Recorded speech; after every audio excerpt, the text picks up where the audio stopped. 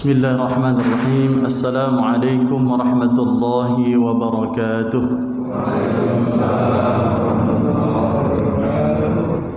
Alhamdulillah, alhamdulillahilladzi bi ni'matihi tatimmus shalihat. Asyhadu an la ilaha illallah wahdahu la syarika lah wa asyhadu anna Muhammadan 'abduhu wa rasuluh.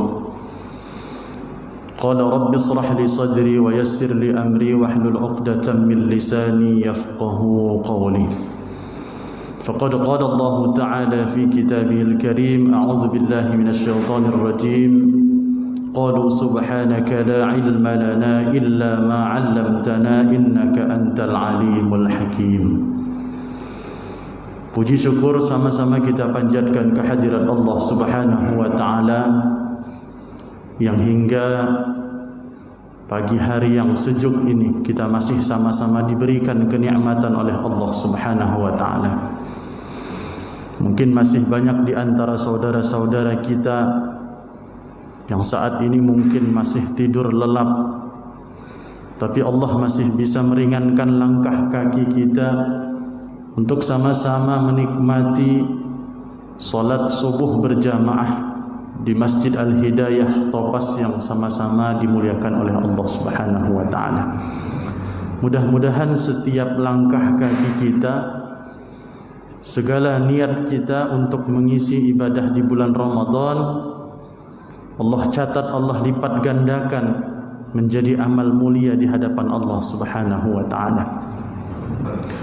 Salawat dan salam senantiasa tercurah kepada qudwah hasanah kita Rasulullah Muhammad sallallahu alaihi wasallam, kepada seluruh keluarganya, sahabatnya, juga kita sebagai umatnya. Mudah-mudahan kita semua senantiasa diberikan kekuatan untuk istiqamah mengikuti sunnah-sunnahnya, dan tentunya kita harapkan syafaat beliau di yaumil qiyamah. Amin ya rabbal alamin. Yang saya hormati Ketua DKM Masjid Al-Hidayah beserta seluruh jajaran pengurus yang mudah-mudahan senantiasa diberikan kesehatan oleh Allah Subhanahu wa taala. Hadirin wal hadirat, Bapak dan Ibu, saudara, saudari, adik-adik yang sama-sama dimuliakan oleh Allah Subhanahu wa taala. Pada kesempatan pagi hari ini kita akan sedikit mengupas tentang tazkiyatun nafs. Bulan Ramadan yang mulia dan agung, tentunya begitu banyak Allah lipat gandakan setiap amal kebaikan yang kita lakukan.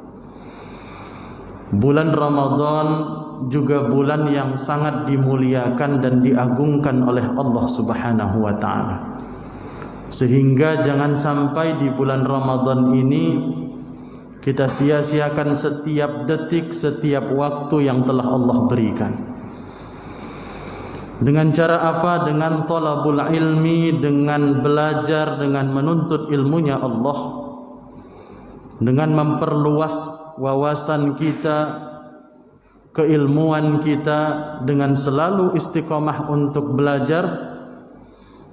Maka kata Nabi, barang siapa yang duduk di majelis ilmu, kajian kita pada pagi hari ini, maka Allah akan senantiasa memberikan nilai pahala yang luar biasa. Bahkan dalam satu riwayat dijelaskan oleh Nabi, orang yang duduk di majelis ilmu maka keutamaannya lebih afdal daripada salat sunnah 1000 rakaat.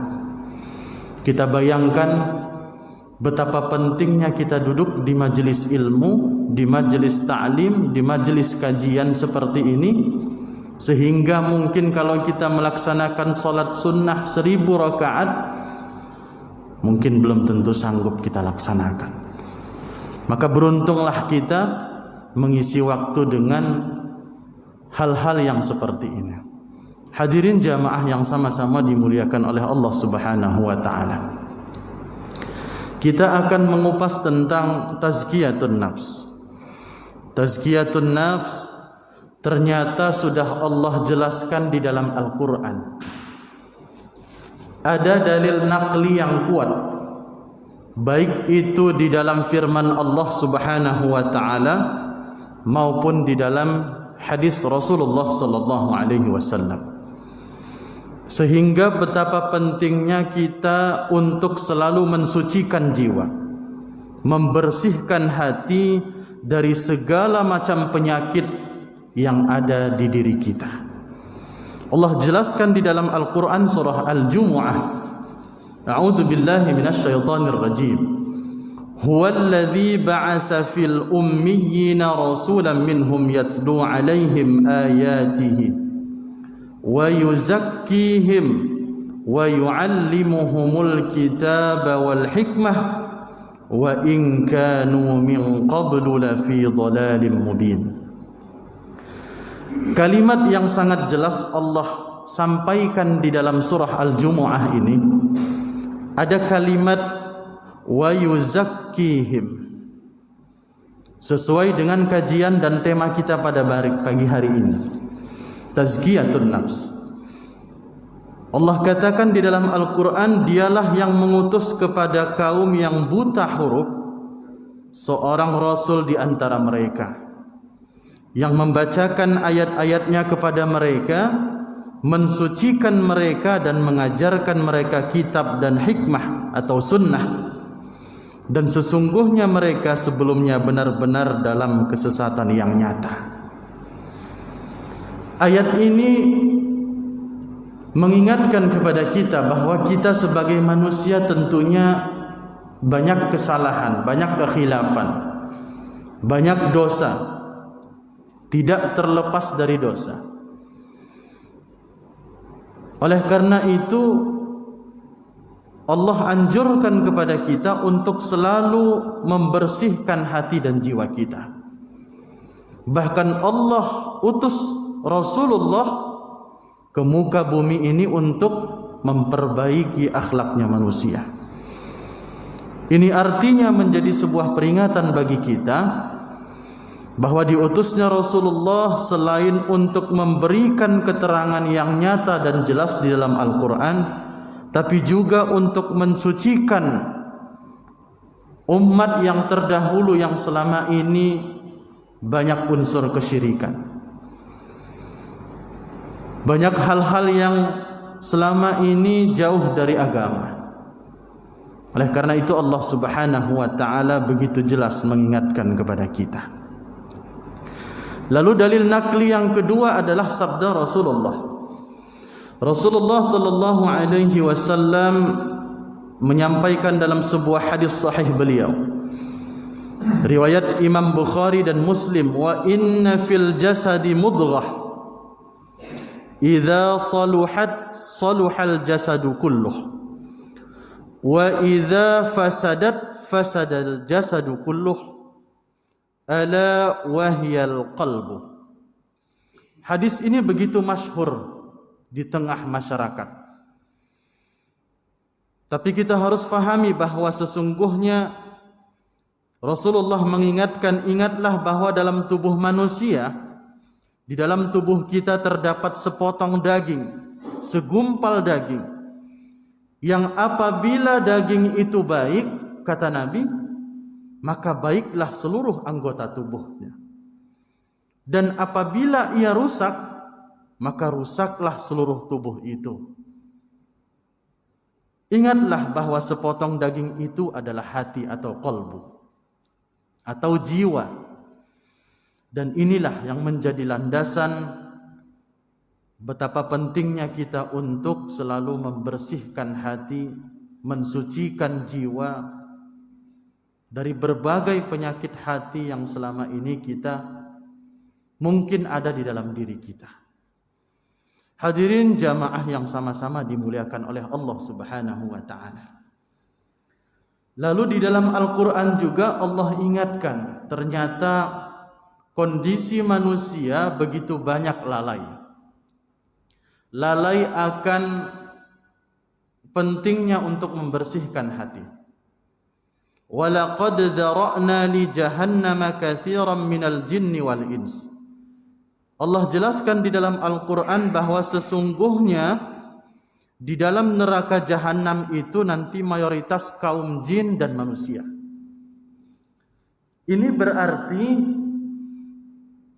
betapa banyak golongan dari jin dan manusia yang akan masuk ke dalam neraka. Siapakah mereka? Mereka adalah orang yang lalai, kata Allah. وَلَقَدْ ذَرَأْنَا لِجَهَنَّمَ كَثِيرًا مِنَ الْجِنِّ وَالْإِنسِ لَهُمْ قُلُوبٌ لَا يَفْقَهُونَ بِهَا. Mereka yang diberikan Allah hati atau qalbu, tapi mereka tidak menggunakan hatinya untuk memahami ayat-ayat Allah. Ini kata Allah. Lalu siapa mereka yang lalai, kata Allah? Walahum a'yunul la yubsiruna biha. Mereka yang diberikan penglihatan, mereka diberikan kedua mata, tapi tidak dipergunakan untuk melihat ayat-ayat Allah. Baik itu ayat-ayat yang sifatnya qauliyah di dalam Al-Quran, maupun ayat-ayat Allah yang sifatnya kauniyah. Jadi ayat Allah itu ternyata dibagi dua. Ayat yang sifatnya tekstual di dalam Al-Quran yang kita baca sehari-hari, dan ayat-ayat Allah yang bersifat kauniyah, berupa penciptaan hasil ciptaan Allah Subhanahu wa ta'ala. Dan semuanya itu banyak ternyata di antara manusia yang lalai. Lalu kata Allah, walahum adhanul la yasma'una biha. Mereka yang diberikan kedua telinga tapi tidak teliti untuk mendengarkan ayat-ayat Allah. Kedua telinganya banyak digunakan untuk hal-hal yang jauh dari agama Allah. Oleh karena itu, terlebih kita di bulan Ramadan yang mulia ini, ketika kita membaca ayat-ayat Allah di dalam Al-Quran, setiap satu huruf Allah lipat gandakan menjadi 10 pahala kebaikan. Begitupun orang yang mendengar ayat-ayat Allah, ketika mungkin ada anak perempuan kita, istri kita yang sedang tidak bisa membaca Al-Quran, namun mendengarkan ayat-ayat Allah murattal tilawah Al-Quran, maka Allah juga akan lipat gandakan pahalanya. Inilah orang-orang yang lalai, kata Allah. Mereka diberikan kedua telinga mereka, tapi tidak digunakan untuk mendengarkan ayat-ayat Allah. Mereka lebih banyak mendengarkan gosip yang tidak jelas. Mereka diberikan mata, tapi matanya tidak dipergunakan untuk melihat ayat-ayat Allah. Matanya dipergunakan untuk maksiat. Maka seluruh anggota tubuh yang ada di dalam diri manusia, semuanya akan menjadi saksi di hadapan Allah Subhanahu wa ta'ala. Dan inilah kategori orang-orang yang lalai, kata Allah. Mereka bagaikan binatang ternak. Ulaika kal an'ami bal hum adall. Mereka itu, orang-orang yang lalai itu, mereka disebut seperti bagaikan binatang ternak. Bal hum adall, bahkan lebih sesat. Ulaika humul ghafilun, dan mereka itulah orang-orang yang ghaflah. Ghafilun, mereka orang-orang yang lalai. Inilah kategori orang-orang yang lalai menurut Allah Subhanahu wa ta'ala. Mudah-mudahan kita semua bisa merenungkan kembali kepada diri kita. Apakah kita termasuk orang-orang yang lalai selama ini? Ataukah mungkin selama ini kita sudah menggunakan hasil ciptaan Allah Subhanahu wa ta'ala untuk memahami ayat-ayat Allah Subhanahu wa ta'ala. Hadirin wal hadirat, Bapak dan Ibu jamaah yang dimuliakan Allah Subhanahu wa ta'ala. Mereka orang yang lalai, kata Allah, mereka orang yang ceroboh. Mereka tidak melihat ayat Allah, mereka malas untuk berfikir. Tidak melihat ayat Allah, tidak mendengarkan ayat Allah. Dan mereka, kata Allah, balhum adol, mereka lebih sesat. Mereka bagaikan binatang ternak. Mudah-mudahan kita semua terhindar. Amin ya rabbal alamin. Lalu dijelaskan juga, khatibun nas ala qadri aqwalim. Bicaralah ketika kita dipergunakan mulut kita. Ketika Allah ciptakan mulut kita, maka bicaralah kepada manusia sesuai kapasitas akal mereka. Ketika kita berbicara dengan anak kecil, maka sesuaikan dengan daya tangkap dan kemampuan berfikirnya. Ketika kita berbicara dengan orang yang lebih tua dengan kita, maka kita pergunakan bahasa agar sesuai dengan pola pikirnya. Makanya di dalam surah Az-Zariyat Allah ingatkan, wa fi anfusikum afala tubsirun, dan tentang dirimu sendiri apakah kamu tidak mengobservasinya. Ketika kita berbicara menjustifikasi seseorang, dia salah, dia sesat, dia keluar dari Islam, dia kafir, apakah selama ini orang-orang yang demikian pernah mengintrospeksi dirinya? Allah ingatkan di dalam Al-Quran surah Az-Zariyat. Maka sesuaikanlah kapasitasnya. Ketika kita berbicara, maka gunakan bahasa yang indah, yang bisa difahami, yang bisa dimengerti oleh orang tersebut. Berikutnya kita akan lihat penyebab kenapa manusia itu lalai. Apa yang menjadi penyebab manusia menjadi lalai? Yang pertama adalah syahwat. Di dalam surah Maryam Allah jelaskan, maka datanglah sesudah mereka generasi yang jelek, yang menyia-nyiakan salat dan memperturutkan hawa nafsunya, maka mereka kelak akan menemui kesesatan. Syahwat yang bagaimana? Ada syahwat perut, mereka menurutkan hawa nafsunya untuk makan dan minum.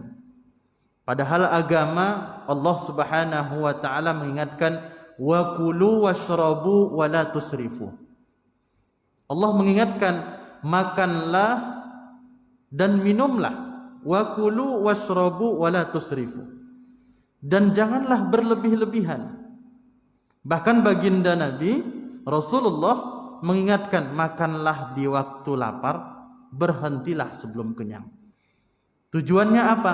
Agar di dalam perut kita yang membutuhkan makan dan minum bisa terbagi, sepertiga untuk makan, sepertiga untuk minum, dan sepertiga untuk bernafas. Apa jadinya jika makannya berlebihan?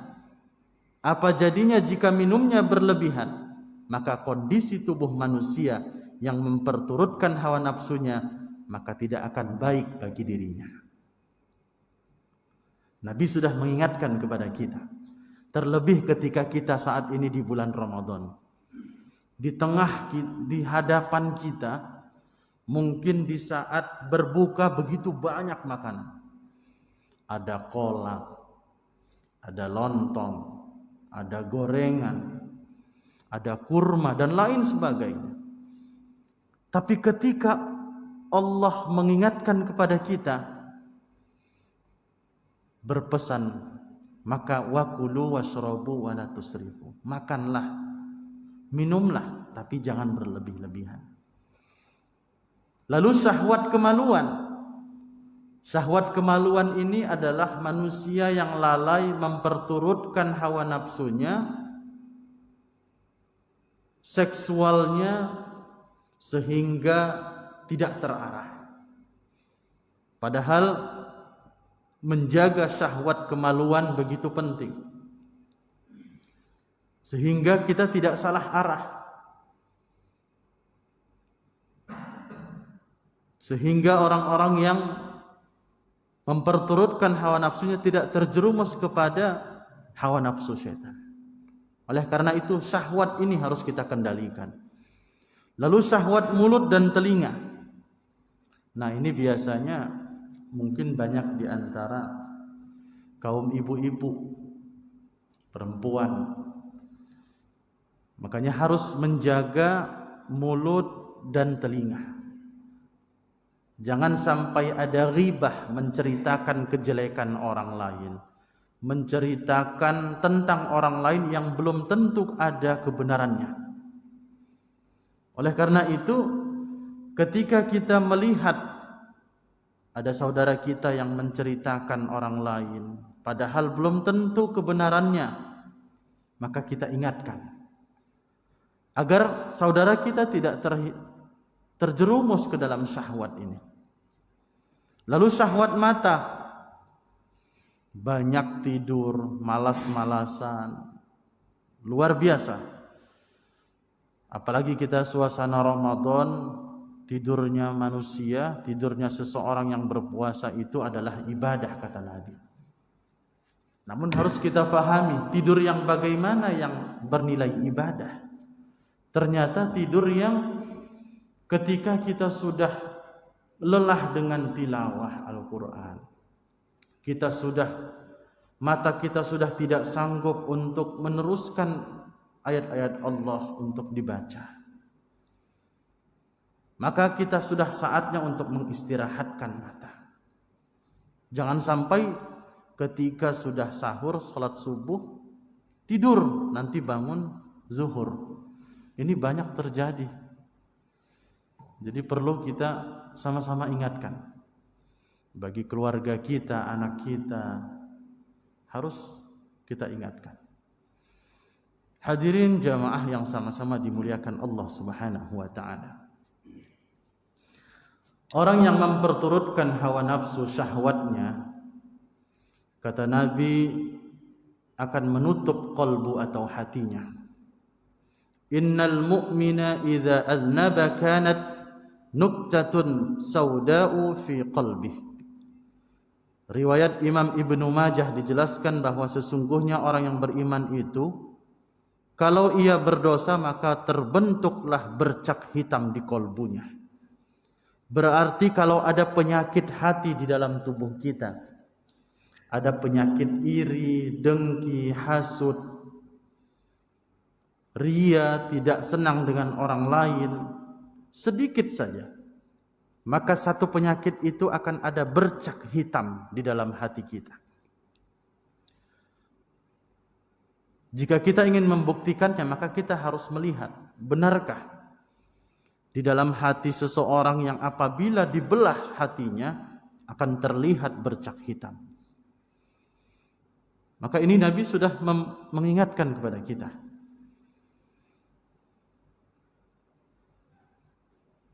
Lalu yang kedua, penyebab orang-orang yang lalai itu adalah syubhat. Nah, ini al-halalu baina wal haram baina wa bainahuma umur mutasyabihat. Yang halal telah jelas, yang haram telah jelas.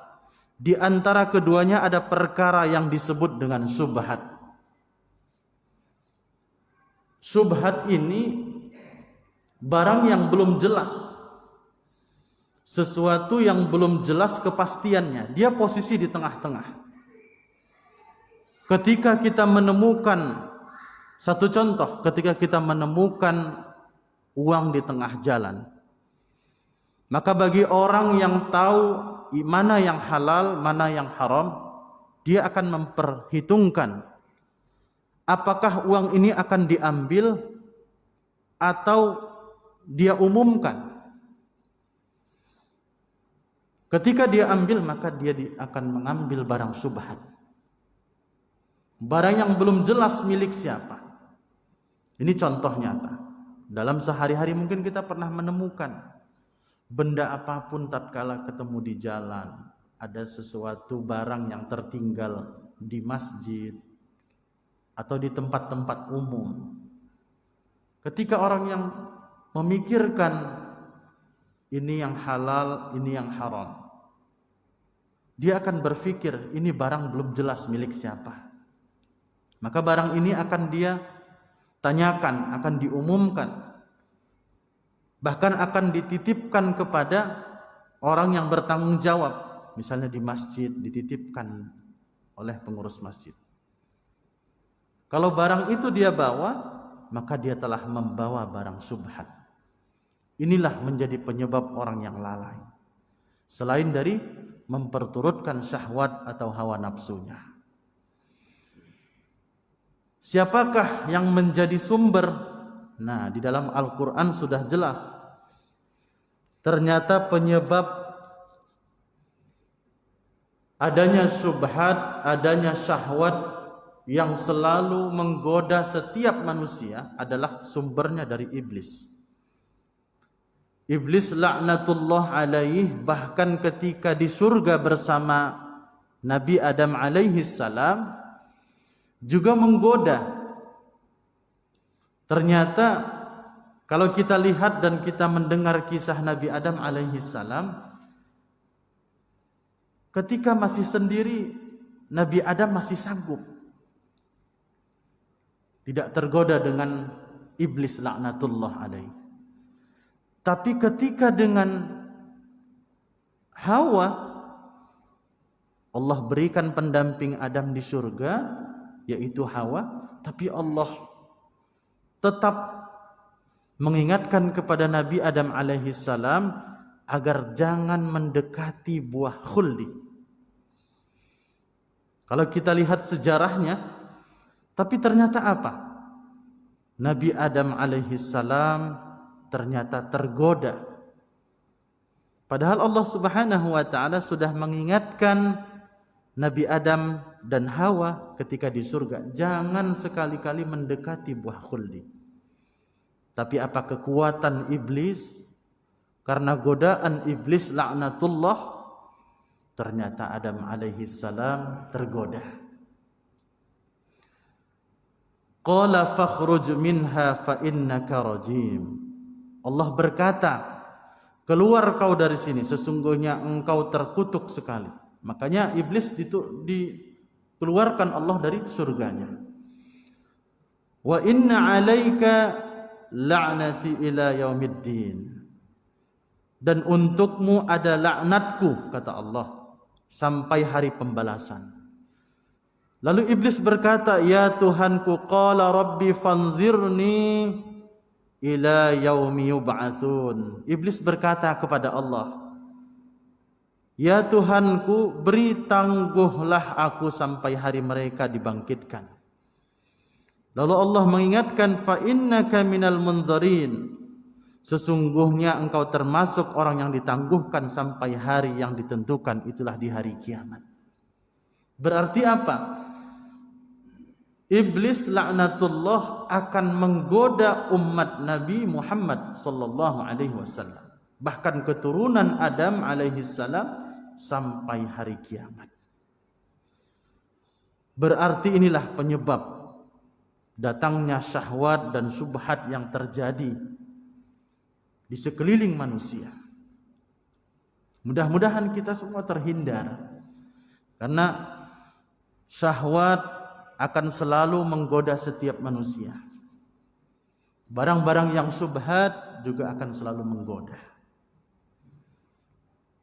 Kalau kita kembali kepada tema tazkiyatun nafs, bagaimana cara mengobatinya? Maka Allah Subhanahu wa taala sudah memberikan solusi sebetulnya di dalam Al-Qur'an. Surah Asy-Syams. Kendalikan syahwat. Wa nafsi wa ma sawwaha. فَأَلْهَمَهَا فُجُورَهَا وَتَقْوَاهَا قَدْ أَفْلَحَ مَنْ زَكَّاهَا. Demi jiwa dan penyempurnaannya, maka ia mengilhaminya dengan keburukan atau fujur dan kebaikan takwa. Ternyata di dalam tubuh manusia itu ada keburukan, ada kebaikan. Kalau keburukan disebut dengan fujuraha, kalau kebaikan disebut dengan takwa. Sungguh sangat beruntunglah. Wa qad khaba man dassaha, qad aflaha man zakkaha. Maka beruntunglah mereka, orang-orang yang selalu membersihkannya, mensucikannya. Dan kita yang hadir pada pagi hari ini, insya Allah, mudah-mudahan kita termasuk orang-orang yang beruntung, kata Allah. Mereka orang yang selalu ingin belajar bagaimana cara membersihkan hati dan jiwanya. Lalu wa qad khaba man dassaha, dan sangat rugilah orang yang mengotorinya. Orang-orang yang mengotori jiwanya, mereka orang yang lalai, jauh dari Allah Subhanahu wa ta'ala. Solusi yang kedua, kembali kepada Allah. Kalau tadi kita disuruh untuk kendalikan syahwat, maka solusi yang kedua adalah kembali kepada Allah. Maka cara mengobatinya, kembalikan kepada Allah. Wala taj'alu ma'allahi ilahan akhar, inni lakum minhu nadhirum mubin. Kata Allah di dalam Al-Quran, janganlah menjadikan Tuhan-Tuhan palsu selain Allah. Sesungguhnya aku adalah pemberi peringatan yang nyata kepada kalian. Siapa Tuhan-Tuhan palsu itu? Mungkin selama ini kita banyak menuhankan benda yang tanpa kita sadari memberikan kekuatan. Benda yang selama ini kita yakini karena berkat si A, karena berkat benda ini, maka inilah yang menjadi hal yang bisa mengotori hati kita. Maka kita kembalikan kepada Allah segala sesuatunya. Kalau semuanya sudah kita kembalikan kepada Allah, maka insya Allah segala bentuk hal yang mengotori jiwa kita, maka Allah akan bantu, Allah akan tolong. Lalu yang terakhir, apa yang harus kita lakukan? Berdoa dan bertawakal. Nabi SAW sudah bersabda bahwasanya Nabi berkata kepada seorang sahabat, katakanlah, ya Allah, sesungguhnya aku memohon kepadamu jiwa yang tenang. Qulillahumma inni as'aluka nafsan bika mutmainnah. Nah, ini Allah. Ini doa yang harus selalu kita ucapkan, kita tanamkan. Karena Rasulullah sudah mengajarkan kepada kita. Tu'minu bi liqa'ik, yang beriman dengan hari pertemuan denganmu.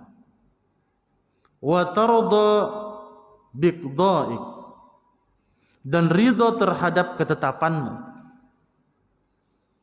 dan qanaah terhadap pemberianmu. Ini doa yang diajarkan oleh Nabi. Maka ketika sahabat bertanya, ya Rasulullah, ketika kami sudah berusaha untuk menghindari, ketika kami sudah berusaha untuk mengembalikan segala sesuatu adalah milik Allah, maka apa yang harus kami lakukan? Berdoa dan bertawakal. Lalu Nabi mengatakan kepada sahabat, berdoalah. Qulillahumma inni as'aluka nafsan bika mutmainnah, dan seterusnya. Hadirin wal hadirat, Bapak Ibu jamaah yang sama-sama dimuliakan oleh Allah Subhanahu wa ta'ala. Lalu yang terakhir kita akan coba membahas bagaimana meraih husnul khotimah. Kullu nafsin dha'iqatul maut. Setiap manusia yang diciptakan oleh Allah, setiap manusia, setiap diri, setiap jiwa, dha'iqatul maut, pasti akan merasakan kematian. Oleh karena itu, tentunya kita berharap dalam setiap doa kita menginginkan agar tatkala Allah Subhanahu wa ta'ala mencabut nyawa kita, tatkala Allah wafatkan kita, maka yang kita harapkan dalam sebuah doa kita sehari-hari adalah wafat dalam keadaan husnul khotimah. Tidak mungkin ada orang yang menginginkan wafat dengan su'ul khotimah, tidak mungkin. Sekalipun dia penjahat, sekalipun dia berbuat maksiat, pasti di dalam akhir hayatnya menginginkan doa agar wafat di dalam keadaan husnul khotimah. Oleh karena itu, setidaknya ada 4 ikhtiar ataupun usaha yang kita bisa lakukan agar wafatnya kita dalam keadaan husnul khotimah. Husnul khotimah merupakan hidayah Allah, kehendak dan ketetapan Allah, karunia terbesar dari Allah.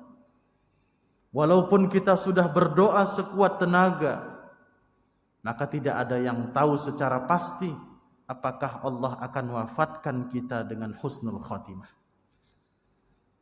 Mungkin banyak ciri-ciri wafat dengan husnul khotimah. Wafat dalam keadaan ibadah, wafat dalam keadaan tersenyum, wafat dalam keadaan berzikir kepada Allah. Semuanya merupakan ciri-ciri, tanda-tanda. Tapi secara pasti kita tidak pernah tahu apakah di akhir hayat kita akan diwafatkan dalam keadaan husnul khotimah. Oleh karena itu, kita perlu memahami ternyata husnul khotimah itu adalah kehendak Allah, kemauan Allah, pilihan Allah kepada setiap hambanya yang Allah kehendaki. Tapi dengan ikhtiar dan usaha, doa yang selalu kita panjatkan, kita minta kepada Allah, maka paling tidak dalam setiap doa yang kita yakini Allah akan kabulkan, Allah akan ijabah, maka mudah-mudahan wafatnya kita dalam keadaan husnul khotimah. Menurut Imam Sufyan Ats-Tsauri, ada 4 cara yang bisa dilakukan seseorang untuk meraih husnul khotimah di dalam kehidupannya. Yang pertama adalah menjaga iman dan ketakwaan kepada Allah secara istiqomah. Menjaga iman dan takwa istiqomah ini tidaklah mudah, karena istiqomah itu sangat sederhana, mudah diucapkan. Istiqomah itu melakukan hal yang kecil tapi secara terus-menerus. Kalau dari hal yang kecil sudah menjadi kebiasaan di dalam kehidupan kita, maka akan lebih mudah bagi kita. Akan nikmat kita rasakan ternyata istiqomah itu mudah dan indah dalam hati kita. Tapi sebaliknya, ketika kita tidak istiqomah melakukan satu kebaikan tapi tidak terus-menerus, maka ini yang harus kita lakukan. Menjaga iman dan ketakwaan kepada Allah secara istiqomah. Satu contoh. Selama ini kita membiasakan diri untuk melaksanakan qiyamul lail atau salat tahajud. Awalnya bagi orang yang baru menjadi pemula, melaksanakan sholat tahajud itu sangat berat. Karena harus bangun di tengah malam, di sepertiga malam, di saat seluruh umat manusia mungkin sedang lelap tidur. Tapi Allah bangunkan dengan niat yang kuat kita untuk melaksanakan sholat tahajud.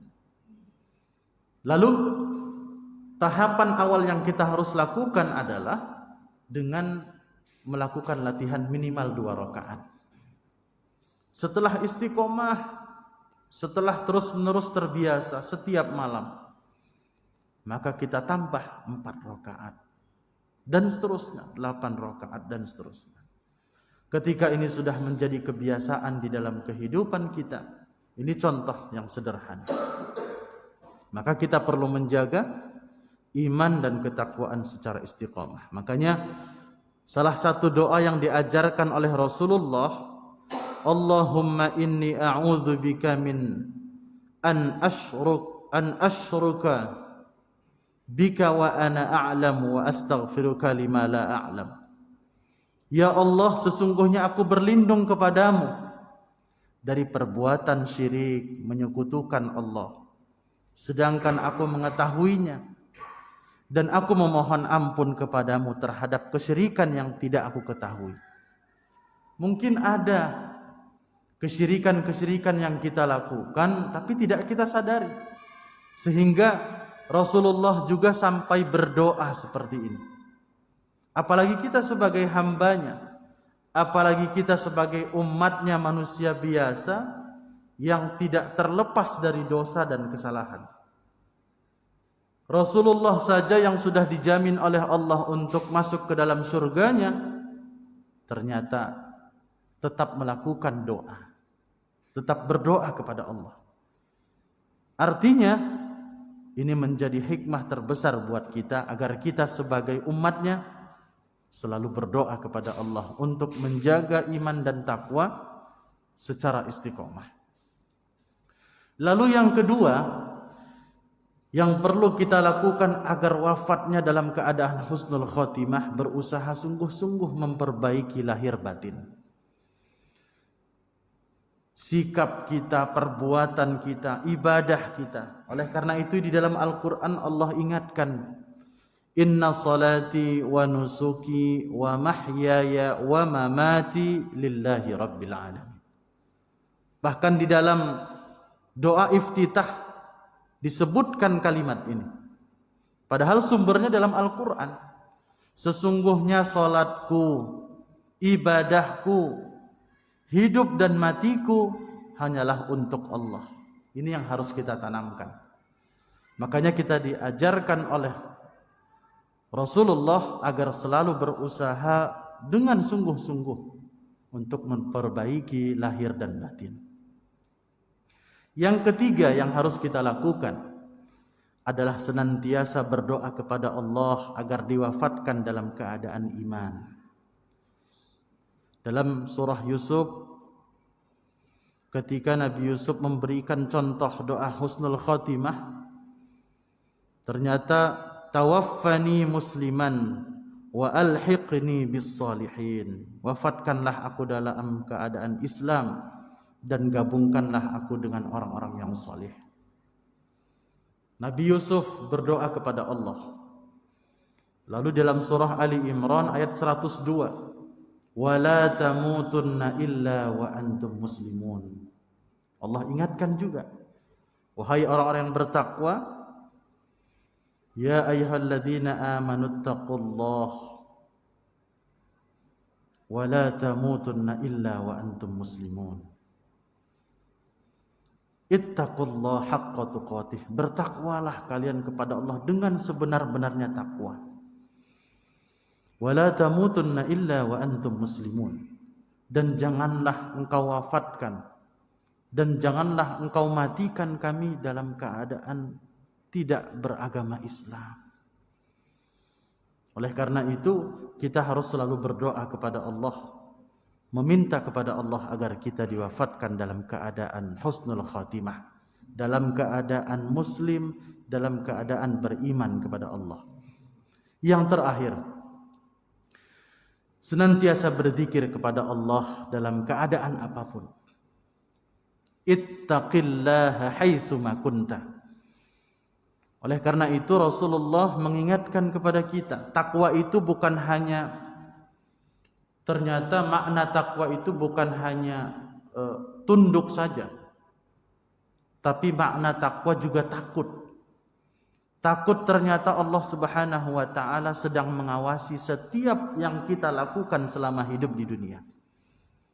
Malaikat sudah Allah utus, Allah kirim untuk mendampingi kita, mencatat amal kebaikan dan keburukan kita. Oleh karena itu kita diajarkan untuk selalu berzikir. Fadhkuruni adzkurkum. Maka berzikirlah, ingatlah aku dimanapun kamu berada. Dimanapun, baik dalam keadaan sepi, baik dalam keadaan yang ramai, dalam keadaan susah, dalam keadaan senang, kita tetap berzikir kepada Allah. Ingat kepada Allah. Ternyata apapun yang kita lakukan, kebaikan sekecil apapun yang kita lakukan, terlebih di bulan Ramadan, memberikan makan untuk orang yang berbuka, memberikan sedekah, pahala semuanya dilipat gandakan oleh Allah. Dan kesemuanya itu, maka kita harus serahkan kepada Allah Subhanahu wa ta'ala. Kalau kita semuanya sudah ingat bahwa Allah Subhanahu wa ta'ala senantiasa menjaga kita, ternyata Allah Subhanahu wa ta'ala mencatat apa yang kita lakukan, maka kita serahkan semuanya, Allah yang akan membalasnya. Mudah-mudahan Allah Subhanahu wa ta'ala senantiasa memberikan kekuatan kepada kita, agar kita istiqomah, senantiasa mensucikan jiwa dan hati kita. Dan pada akhirnya kita berharap dan meminta kepada Allah dalam setiap doa kita, agar kita diwafatkan dalam keadaan husnul khatimah. Amin ya rabbal alamin. Lebih kurangnya mohon maaf.